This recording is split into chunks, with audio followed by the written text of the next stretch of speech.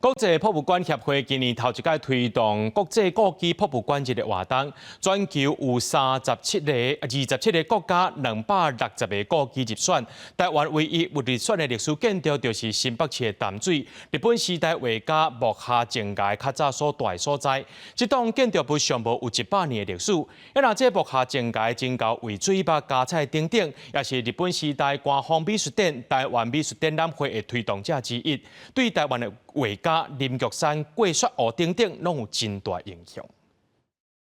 这个建筑大概是1900年的时候盖的，那是一位日本画家木下静崖先生他居住的地方。日本时代画家木下静崖自1923年开始住伫遮23年，伊真到画水坝含加菜画等等，伫咧台湾生活的时，画真侪日本时代淡水的景致。这栋100多年历史的建物，伫咧2010年订立做新北市的历史建筑。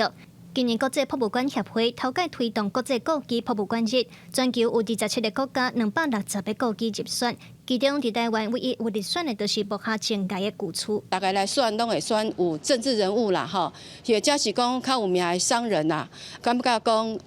因为阮淡水是一个有艺术、有迄种艺术氛围真济、真大的所在，所以讲以阮淡水地方的特色，甲阮为阮淡水的画家的迄种